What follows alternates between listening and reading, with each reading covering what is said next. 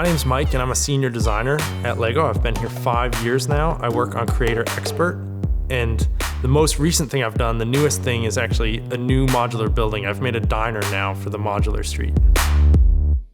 The modular building series started in 2007, and now we actually have 13 modular buildings. And the idea is that we build these buildings that would fit into hopefully any city, hopefully into a LEGO city, that are built on a base plate, a classic LEGO base plate that's 32 by 32 modules.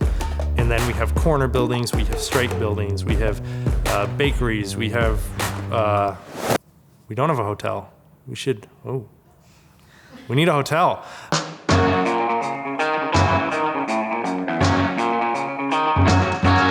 We actually originally started with the concept of a car dealership because we thought not only can we get this fun Art Deco architectural style, but then we can also include cars, which is always fun to include vehicles in the modular street. So we started with the car dealership and it just wasn't quite working out. And then I don't even remember where it came from. It might have been Carl, one of my coworkers, who just said, what if we just made it a diner instead of a car dealership? And essentially that's how we got to the final model. My name is Carl, and I'm a LEGO designer. Not a senior designer like Mike, just a regular designer. And I've been working at LEGO for about 3.5 years now.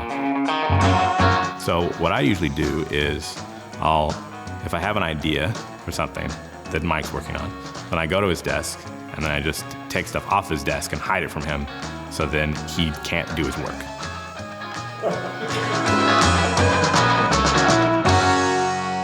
Honestly, it sounds silly to say, but I just get inspired by Lego bricks.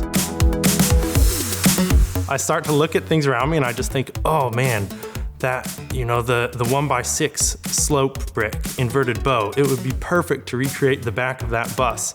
So it's almost like the opposite of the way that someone else would get inspired, of like going out into the world and seeing things that they want to make.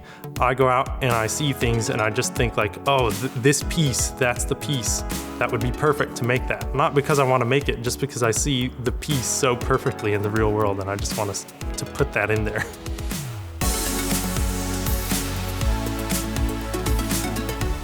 I have a bachelor's degree in mechanical engineering, and I really got into that just because I love math. But that's also one of the reasons I love to play with Lego, because I just find there's so many cool geometries and combinations of bricks that you can make.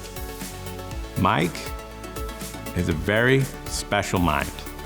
Some might say that he had a very long brain, and he can think about things in a way that most people can't, like triangles.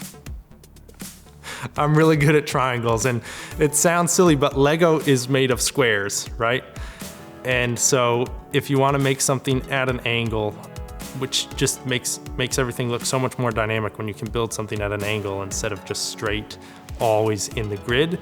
I think a lot of coworkers come by and they're asking me, hey, how could I get something to sit at this angle? Or is this triangle that I built, is that okay? Or is it stressing the elements too much? So yeah, I just love doing geometry.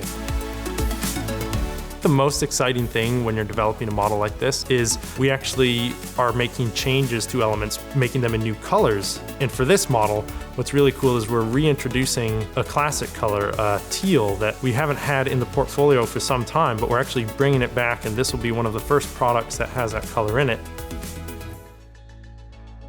The best piece of advice I can give to someone that wants to become a Lego designer, or even just do Lego design in a more serious way, is to stop building things you like. I remember someone asking me, it was a radar or something that they wanted me to build, and I just thought, that sounds so boring. And even though it wasn't something I was interested in, it was really fun to build, and it was really fun to see their reaction to this thing that I had built for them. So my advice is, if you want to be a Lego designer and you like building with Lego, go out and ask your mom, or ask your wife, or your husband, or your dad, or your friend, what they want you to build, and try to find the thing that you'd least want to build and build that. And if you enjoy that, then I think you're ready to be a designer. When I was a kid, I never thought that I would want to be a Lego designer. It never even crossed my mind, because I thought there would only be 10 people that would make Lego sets.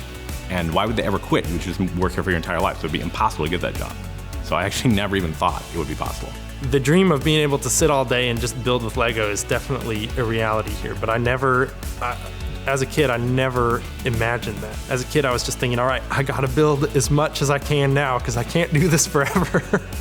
But I guess maybe I can, we'll see.